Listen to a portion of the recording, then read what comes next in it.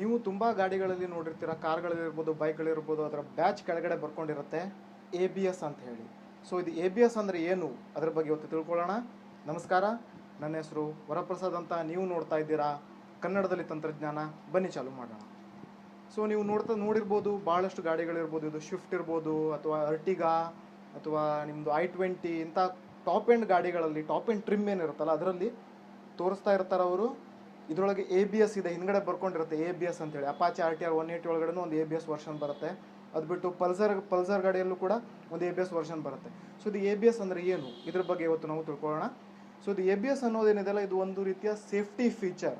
ಇದು ಏನು ಮಾಡುತ್ತೆ ಅಂತ ಹೇಳ್ಬೇಕಂದ್ರೆ, ಇದು ನಿಮ್ಮ ಗಾಡಿ ಏನಿರುತ್ತಲ್ಲ, ಇದು ಯಾವಾಗಾದರೂ ಗಾಡಿಯನ್ನು ನೀವು ಬ್ರೇಕ್ ಒತ್ತಿದಾಗ ಅದು ಕೊಲಿಷನ್ ಆಗೋದನ್ನು, ಎರಡು ಗಾಡಿಗಳ ಮಧ್ಯೆ ಕೊಲಿಷನ್ ಆಗೋದನ್ನು ತಪ್ಪಿಸುತ್ತೆ. ಸೊ ಇದು ಹೇಗೆ ಕೆಲಸ ಮಾಡುತ್ತೆ ಅಂದರೆ, ಇದು ಅರ್ಥ ಮಾಡ್ಕೊಳ್ಳೋಕ್ಕಿಂತ ಮುಂಚೆ ನಾವು ಒಂದು ವಿಚಾರ ತಿಳ್ಕೊಬೇಕು. ಸೊ ಇದು ABS ಇಲ್ಲದೇ ಇದ್ರೆ ಏನಾಗುತ್ತೆ ಅಂತ ಮೊದಲೇ ತಿಳ್ಕೊಳ್ಳೋಣ, ಆಮೇಲೆ ಇದು ABS ಹೇಗೆ ವರ್ಕ್ ಮಾಡುತ್ತೆ ಅನ್ನೋದನ್ನು ನೋಡೋಣ ಅಂತೆ.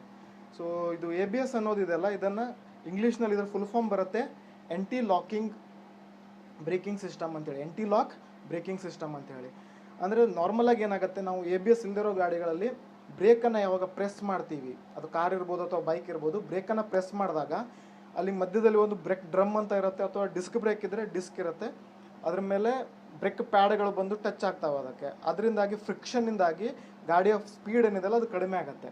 ಓಕೆ, ಅದೇ ಟೈಮಲ್ಲಿ ಗಾಡಿಯ ಚಕ್ರಗಳೇನಿದಾವಲ್ಲ, ವೀಲ್ಸ್ಗಳು, ಅದು ಟೈರ್ ಓಡ್ತಾ ಇದ್ರೆ ಅಷ್ಟೇ, ಅಂದರೆ ಟೈರ್ ರೊಟೇಟಿಂಗ್ ರನ್ನಿಂಗ್ ಕಂಡೀಷನ್ಲಿದ್ದರಷ್ಟೇ ಅದು ಫ್ರಿಕ್ಷನ್ ಕ್ರಿಯೇಟ್ ಮಾಡಿ ಗಾಡಿಯನ್ನು ಮೆನ್ಯೂವರ್ ಮಾಡಲಿಕ್ಕೆ, ಅಂದರೆ ಗಾಡಿಯನ್ನು ನಮ್ಮ ಕಂಟ್ರೋಲ್ನಲ್ಲಿ ಅಥವಾ ಹಿಡಿತದಲ್ಲಿ ಇಟ್ಕೊಳ್ಳಿಕ್ಕೆ ಸಹಾಯ ಮಾಡುತ್ತೆ.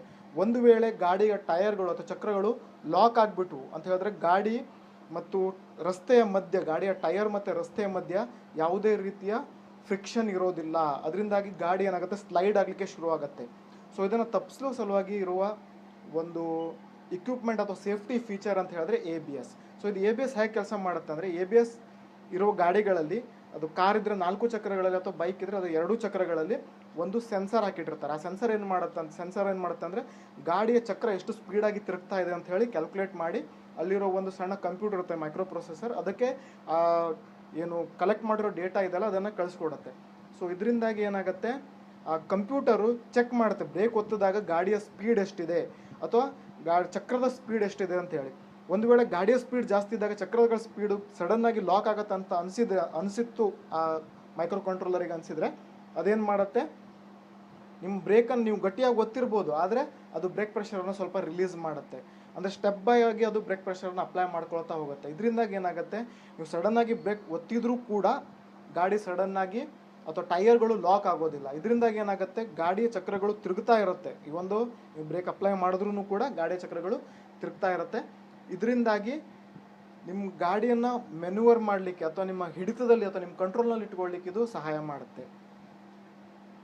ಸೊ ಇದನ್ನು ಈಗ ಇಂಡಿಯಾದಲ್ಲಿ ಸದ್ಯಕ್ಕೆ ಹೇಳಬೇಕಂತ ಹೇಳಿದ್ರೆ, ಸಾಧಾರಣವಾಗಿ ಏನು ಟಾಪ್ ರೇಂಜಿನ ಗಾಡಿಗಳೇನಿದಾವಲ್ಲ ಅದರಲ್ಲಷ್ಟೇ ಇದನ್ನು ಕೊಡ್ತಾ ಇದ್ದಾರೆ.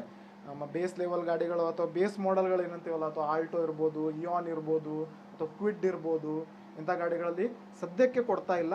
ಆದರೆ ಮುಂದೆ ನೋಡೋಣ, ಯಾಕಂದರೆ ಇದು ಒಂದು ಏರ್ ಬ್ಯಾಗ್ಸ್ ಅಂತ ಏನು ಬರ್ತಾವಲ್ಲ ಅದಕ್ಕೆ ಕಂಪೇರ್ ಮಾಡಿದ್ರೆ ಇದು ಒಂದು ಒಳ್ಳೆಯ ಸೇಫ್ಟಿ ಫೀಚರ್ ಆಗಿದೆ. ಸೊ ನೋಡೋಣ ಅಂತೆ. ಸೊ ನಿಮಗೆ ನನ್ನ ವಿಡಿಯೋ ಅರ್ಥ ಆಗಿದೆ ಅಥವಾ ಹಿಡಿಸಿದೆ ಅಂತ ತಿಳ್ಕೊತೀನಿ. ನನ್ನ ವಿಡಿಯೋ ಇಷ್ಟ ಆಗಿದ್ದರೆ ಥಮ್ಸ್ ಅಪ್ ಮಾಡ್ಬೋದು, ಇಷ್ಟ ಆಗಿಲ್ಲ ಅಂತ ಹೇಳಿದ್ರೆ ಡಿಸ್ಲೈಕ್ ಕೂಡ ಮಾಡ್ಬೋದು, ಆದರೆ ಲೈಕ್ ಮಾಡಿರಿ ಅಂತ ನಾನು ನಿಮ್ಮನ್ನು ಕೇಳ್ಕೊಳ್ತೇನೆ. ಸೊ ನನ್ನ ಚಾನಲನ್ನು ಕೂಡ ಸಬ್ಸ್ಕ್ರೈಬ್ ಮಾಡಿ. ನಾನು ಇದೇ ರೀತಿಯ ವಿಡಿಯೋಗಳನ್ನು ಕನ್ನಡದಲ್ಲಿ ಕೊಡ್ತಾ ಇರ್ತೇನೆ. ಸೊ ಜೈ ಕರ್ನಾಟಕ ಮಾತೆ, ನಿಮಗೆಲ್ಲ ಒಳ್ಳೆಯದಾಗಲಿ.